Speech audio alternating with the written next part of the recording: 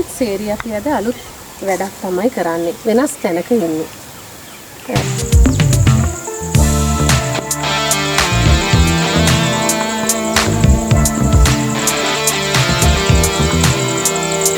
මේ තියෙන මල් වගාවක්. මේ ඉද්ද වගාවක්. අපි ඇවිල්ලා ඉන්නේ මාදම්පි සුදුඇල්ල ප්‍රදේශයට. මාදම්පි සුදුඇල්ලේ තියෙන ස්වයං රැකියාවක් පිළිබඳව තමයි අපි ඔබට අඳුන්ලා දෙන්නේ. මේක සුන්දර ස්වයං රැකියාවක්.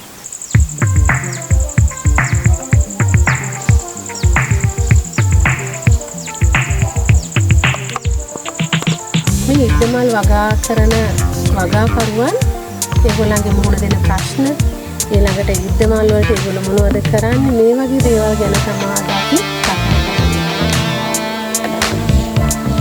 මේ ප්‍රදේශයේ තියෙන ස්වයං රැකියාව මේ ප්‍රදේශයට ආවේනික ස්වයං රැකියාව පිළිබඳව තමයි අපි අද අඳුන්ලා දෙන්නේ. ඔබට මතක ඇති අපේ තේමාව තියෙන අපිටම ආවේනික අපේ සංස්කෘතියක වටපිටාව ආර්ථිකය සහ ජන ජීවිතය ගැනත් අපි කතා කරනවා. ඒ අනුව මේ ප්‍රදේශයේ සුදුඇල්ලේ තියෙන ස්වයං රැකියාවක් සම්බන්ධයෙන් තමයි අපි අද අඳුනලා දෙන්නේ.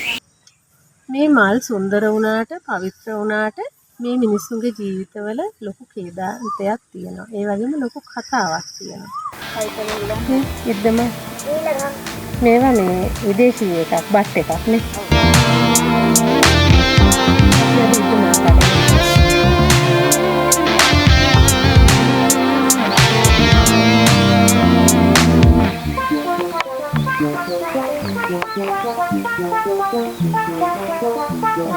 මේ ඉන්නේ දයාංගනී බේබි නෝනා. එයා ජීවත් වෙන්නේ මාදම්පි සුදුඇල්ල. එයා මීට අවුරුදු 50කට ආසන්න කාලයක ඉඳන්ම මේ මල් වගාව කරගෙන ඇවිත් තියෙනවා. සුදුඇල්ල මේ ඉද්දහා කිරිද්ද මල් වලට ඉස්සර හොඳ ඉල්ලුමක් තිබුණා.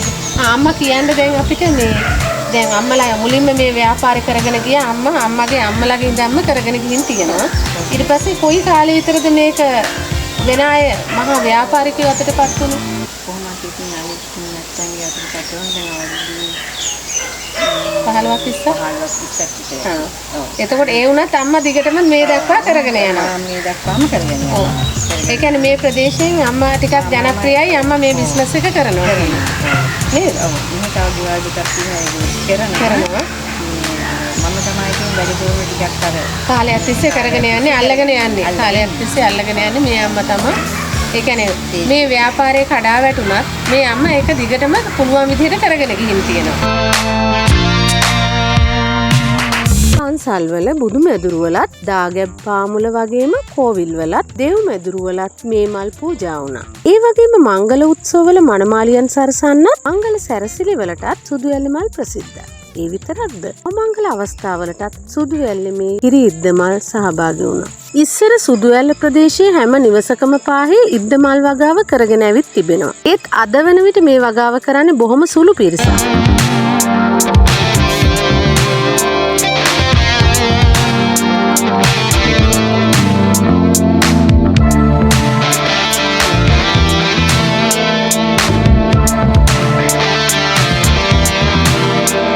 මේ මල් කඩන්නේ හවස නේද? හවස කරනවා.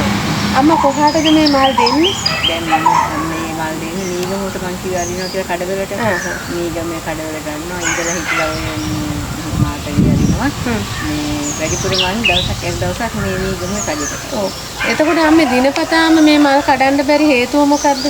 ඉතින් මල් දැන් මේ දවස්වල බිස්නස් නැහැ කියලා ඒගොල්ලෝ කියන්නේ. ලංකාවේ මේ කිරිද්ද ව්‍යාපාරය දියුණු කරලා වෙනත් රටවලට යවන්න පුළුවන් නම් කොච්චර ආදායමක් අපේ රටට ගන්න පුළුවන්ද? මේ මල් වලින් ලේසියෙන්ම ඩොලර් උපයන්න පුළුවන්. ඒකට දැනට ප්‍රාදේශීය ලේකම් කාර්යාලයේ කුඩා ව්‍යාපාර සංවර්ධනය සඳහා ව්‍යාපෘතියකුත් තියෙන බව අපිට දැනගන්නට ලැබුණා. ඒ වුණත් මේක ජාතික වශයෙන් වැදගත් වඩා සංවර්ධිත ප්‍රොජෙක්ට් එකක් වුණා නම් තමයි ගොඩක් හොඳ.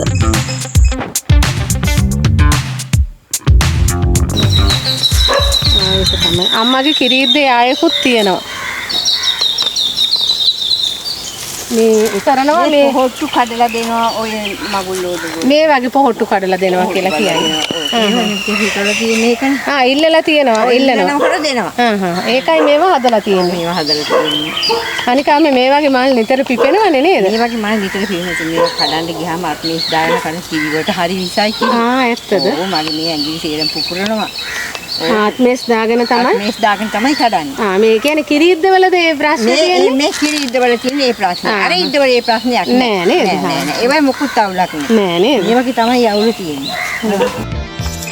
සුදුවැලේ මල් වලට කනකොකා හඬලා තියෙන මාධ්‍ය වලින් වැඩසටහනක් ප්‍රචාරය වුණාට පස්සේ කියලා ගම්වැසියන් අපට කිව්වා. මේ ටීවී ප්‍රෝග්‍රෑම් එක දැක්කට පස්සේ මහා පරිමාණයේ බිස්නස් කාරයෝ පුත්තරමේ මදුරන් කුලියේ ඉද්ද මල් වවන්න පටන් ගත්තා. ඒ නිසා මේ පැත්තේ මල් වලට ඉල්ලුම අඩු වුණා. දිනපතාම මල් යවපු මේ අයට දැන් ඉල්ලුමට සරිලන විදියට තමයි සපයන්න වෙලා තියෙන්නේ. ඒත් බොහොම සුළු ප්‍රමාණයකින්. පොර වතුර දාන්න ඕනේ නැත්නම් ඇදින්නේ නෑ. මේ ඉද්දව ගස් වලට පොර වතුර දානවා. ඔව් දාන්න තුන්නේ. නැතු මල් හැදෙන්නේ නෑ. මල් හැදෙන්නේ නෑ. ඔය දැන් පොර වතුර දාන හින්දා තමයි ගොඩක් මල් හැදෙන්නේ. මල තියෙන්නේ. ඔව්. හරිම ලස්සනයි. ගෙනල්ලා හිටුණා. ඔය සේරම මේ හරි තියෙන සේරම ගෙනල්ලා හිටුවා. මේ හරි මල් මට මතක නැහැ ගෙනා මල් ප්‍රමාණි. ඔව්. සේරම මල් හිටවලා පැල ගෙනල්ලා හිටවලා මල් ගන්නකොට 50000 ගියා මට ඒ දවස්වල. ඒ කියන්නේ අපි කොයි කාලේ වගේද මේ? දැන් අවුරුදු කොහොමද මේවා හිටවල අවුරුදු 20ක් විතර පිටියේ. 20ක් විතර. ඒ දවස්වල 50000කට තමයි. ඔව්. ඒතකොට අපි මේකේ තියෙන්නේ බට් එක ගෙනල්ලා හදලා අරක තියෙන්නේ ඉස්සර පරණ ගස්ද? ඒ කියන්නේ අර මේ සේරම ඒ බට් එක තමයි. දැන් ලොකු වෙලා ආවා. දැන් මේවා අලුත් ගස්ද මේ? දැන් ඒවා සේරම බට් එක තමයි. ඔය සේරම බට් ගස්. ඔය ඉතින් දැන් කාල් ලිකුත් වෙලා තියෙන දැන් ඔය කපන්න ඕනේ. දැන් කපනවා දැන් හෙටන්ට වෙද්දි මල් වැඩි වෙනකොට කපනවා. දැන් බිස්නස් නෑනේ. ඒකට ලබන මාස මැයි මාස 15 වෙනිදා ආයෙ බිස්නස් වෙනකොට ටික ටික දානවා. වෙසක් වලට. එහෙම වෙසක් සෝ පූජා වලට. ඔව්. එතකොට හැබැයි අම්මේ අරකට වැඩි මේකේ මල සම්පූර්ණ. මල ඔකේ ලොකුයිනේ. දිග ලොකුයි. ඔව්. දැන් අරකේ ඒ වර්ගයක්. ඒ වර්ග තියෙන්නේ. අර අතන් තියෙන්නේ දැන් මම ඒ ළඟ පෙන්නපු ගාතිය වෙනයි. ඕක වෙනයි. අර පෙන්නපු එක වෙනයි. එක වර්ගේ.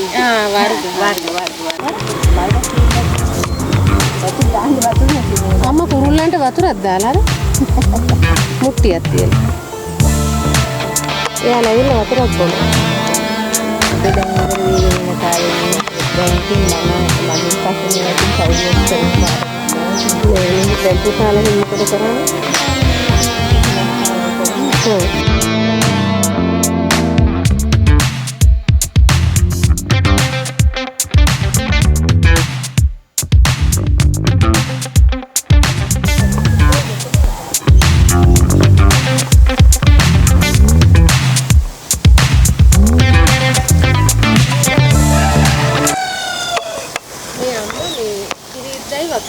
දෙකම හදලා තියෙනවා. මේ තියෙන වතු සුද්දනේ. මේ කිරි. මේ හරිම සුන්දරයි, හරිම ලස්සනයි. කුරුල්ලෝ ඉන්නවා, සමනලයෝ ඉන්නවා. හරිම ලස්සනයි.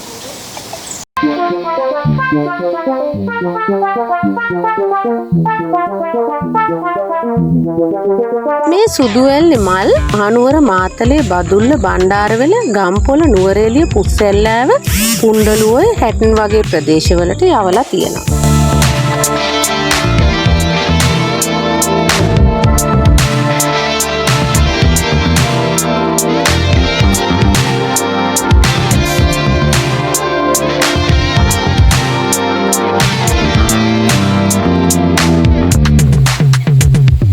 සයිරි මෙහෙමද කඩන්නේ? අපි නම් මෙහෙම ඇඟිල්ල දාලා මෙහෙම කොහොම? ඇඟිල්ල තියලා ඔහම කඩන්න. මෙහෙම කඩන්න.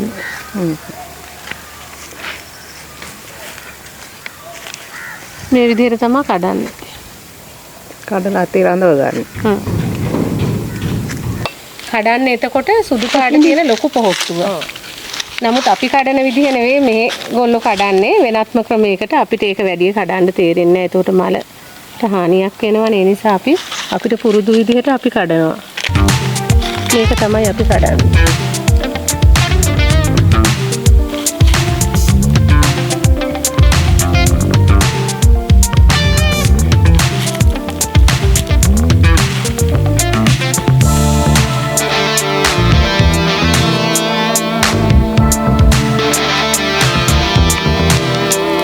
මේ හෙට පිපෙන්න තියෙන මල් පොහොට්ටු තමයි කඩන්නේ.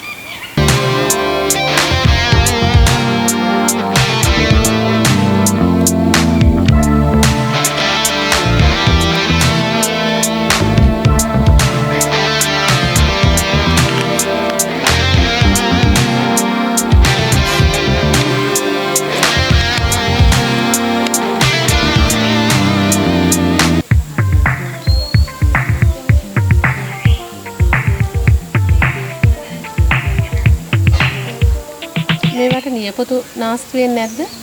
ඉරි ටිකක් විතරයි. ඔව්. අපි ඉතින් කඩලා වෙලා අත් දෙක හොද ගන්නවා. ඇස්වල ඉතින් ඉති වෙන්නේ හොඳ නැහැ. ඒ කියන්නේ ඉද්දද කිරි ඉද්දද? ඉද්ද මේ ඉද්ද මේ වගේත් එහෙම තමයි. මේ වගේත් එහෙමයිනේ. ඔව් මේ නැන්දාගේ නම් කඩනකොට මම හිතන්නේ මේ එයා අත්මිස් දානවා. ඒකේ පැලෙනවා කිව්වා. ඔව් ඒ අත් පැලෙන්නේ මං හිතන්නේ එයා කාලයක් තිස්සේ මේ වැඩේ කරපු නිසා වෙන්නේ. ඒ හින්දා වෙන්නේ. සමහර ග්ලාස් එක ගහගෙන කලිනවා. එහෙමද?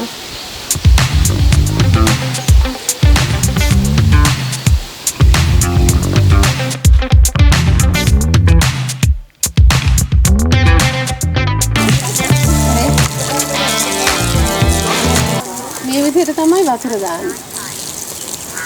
අපි වතුර දයාංගනි නෑන්දාගේ වත්තට වතුර දානවා. දයාංගනි නෑන්දාගේ ඉද්ද මල් වගාවට වතුර දාන්න ඇවිල්ලා තියෙන්නේ අපි ට්‍රැවල් විත් සේරුවකින්. ඉතින් මේ විදිහට තමයි ටැප් ලයින් ඒගොල්ලෝ හරි ගස්සලා තියෙන්නේ. මොකද මෙහි වතුර ටිකක් මේකට පාවිච්චි කරන අඩුයි. මේවල ටැප් ලයින් වලින් තමයි වතුර දාන්නේ. ඔබ දකින්න ඇති මේ ලොකු මේ වගේ තියෙනවා. ලොකු බැරල් එකකට දාලා තියෙනවා ඒගොල්ලෝ. මේ වතුර මේ පැලවලට හානියක් නැහැ. නේද? ඔව් ඒ වතුර දානවා නම් ගොඩක් හොඳයි. අර මං හිතන්නේ ඒක මෝටර කරලා නැති නිසා මේ ඉද්දවල තියෙන කරල මේ.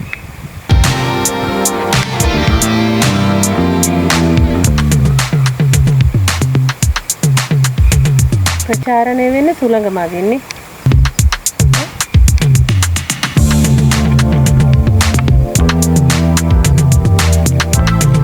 කරල් වේලිලානේ. ඉතින් කරල වේලිලානේ. මේ කරල්. මේ තියෙන කරල්. මේ ප්‍රදේශයේ මේ සුදු වැලි තිබුණාට හරිම වැල්ල තියෙන ප්‍රදේශයක් වුණාට හරිම සරුසාරයි. හැම දෙයක්ම හැදිලා තියෙනවා. ගස්වල අඹ වලු පිටින් තියෙනවා. ඒ වගේ මේ බලන්න කජු මල් තියෙනවා. මේ පොඩි ගස් මේ හැදිලා තියෙන්නේ. ඉතින් මේ ප්‍රදේශය හරිම සරුසාරයි. මෙහි තියෙන වතුර පාවිච්චියට ගන්න බෑ. හරියට තේ වතුර වගේ රතු පාටයි. මේ පළාතෙම වතුර මේ වගේ. ඔබට පේනවා ඇති මේ ප්‍රදේශයේ හැමතැනම තියෙන වැල්ල සුදු. ඒ කියන්නේ මෙහි පස් නෑ තියෙන්නේ වැලි. මේ සුදු වැල්ල. ඉතින් මේ ඒක තමයි මේ ප්‍රදේශයේ තියෙන නමත් මාදම්පි සුදු වැල්ල. මාදම්පි ප්‍රදේශයට ආසන්න ගමක් මේ. ඒතර සුදු වැල්ල කියන්නේ මේක තමයි. ඒතර මේ නමමයි ලැබිලා තියෙන්නේ මේ ප්‍රදේශයට මේ බලන්න. ඉතින් මේ සුදු වැලි පස තමයි මේ යෝග්‍ය මල් වගාවට. ඒ කියන්නේ කිරිද්ද වගාව මේ සුදු වැල්ලේ හොඳට හැදෙනවා. ප්‍රසිද්ධම මල් වගාවක් තමයි මේ ප්‍රදේශයට හරිම හිතකර ශාකයක් තමයි එතකොට මේ තියෙන්නේ ඉද්ද. ඉද්දම මේවා මේ විදේශී එකක් බට් එකක් නේ. ඔව්. අපි අද ඉද්ද මල් කඩනවා.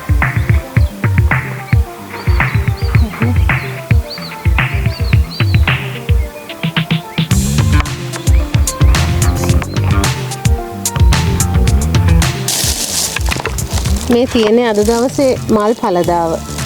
මේක අඩු වෙන කාලෙකුත් තියෙනවා. මෙහෙම එකතු කරලා තමයි මේක මේ මැනලා වෙළඳපළට යවන්නේ. මේ ඔක්කොම පොහොට්ටු තියෙන්නේ.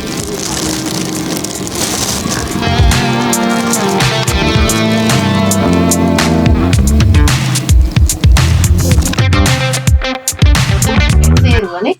මේ සේරුවෙන් තමයි නැන්ද මල් මනින්නේ. මේවා මැනලා තමයි කොච්චර ප්‍රමාණයක්ද කියලා බලලා යවන්නේ. වෙළඳපළට යවන්නේ. බලන්න නැන්ද මනින්නද?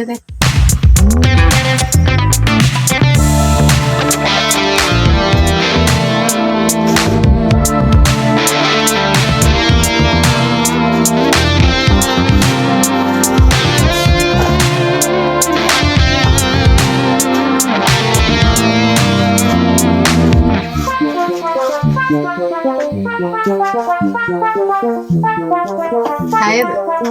හය. එහෙනම් හරි නේද? එහෙනම් අපි බලමු නේද? හොඳයි. ගිහින් එන්න.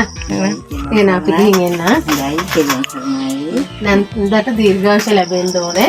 මේ මල් වගාව තව වැඩි වැඩියෙන් කරන්න මේ ශක්තිය ධෛර්යය ලැබෙන්න ඕනේ. ඒ වගේම ඵලදාම වැඩි වෙන්නත් ඕනේ. හොඳයි නේද? ඒ වගේම වෙළඳපොළ හොඳ වෙන්නත් ඕනේ. ඔවුන්ගේ ජීවිතය ගොඩනංවන්න පුළුවන් වෙන්නේ අපි ගන්න ප්‍රතිපත්ති තීන්දුව తీරන මත, රජයවල් ගන්න තීන්දුව తీරන ප්‍රතිපත්ති මත. ඉතින් මේ මිනිස්සු කරන්නේ සියලු දෙනාටම කරදරයක් නැති ජීවන මුක්තියක්. ඒ වගේම මේගොල්ලන්ගේ ජීවන තත්ත්වය නගා සිටුවීමට අපිට ලොකු කාර්යභාරයක් කරන්න පුළුවන්. මේගොල්ලෝ විශේෂයෙන් ඉල්ලන්නේ වෙළඳපළ. ඒ නිසා අපි රජයක් විදිහටත් උනන්දු වෙන්න ඕනේ. ඒ වගේම පෞද්ගලික වෙළඳ ආයතන හරි කමක් නෑ, අපේ දානපතිව හරි කමක් නෑ. තමන්ගේ ව්‍යාපාරවලට මෙවුන්ගේ ජීවිතවල තියෙන මේ ශක්තියත් ගන්නවා නම් හරි වටිනවා. ඒ කියන්නේ මේ මල් කර්මාන්තය නගා සිටුවීමට ඔවුන් කාගේවත් දෙයක් කාටවත් අත නොපා කාගෙන්වත් ඉල්ලන්නේ නැතුව ඉල්ලන එකම දේ තමයි ඔවුන් වෙළඳපළක් පිළිබඳව. ඒ වගේම ඔවුන්ගේ කර්මාන්තය කරගෙන යන්න අවශ්‍ය පහසුකම්. ඉතින් අපිට මේ දේවල් දෙන්න පුළුවන් නම් හරි වටිනවා. ඇත්තට මේ මිනිස්සුන්ගේ ජීවිත පිටිපස්ස ලොකු කතාවක් තියෙනවා. ඒ කියන්නේ ධෛර්යය පිළිබඳ ලොකු කතාවක් කියන ගමන් ඔවුන්ගේ ජීවිතවල යම් යම් ප්‍රශ්න තියෙනවා, ක්‍රියාදාමයන් තියෙනවා.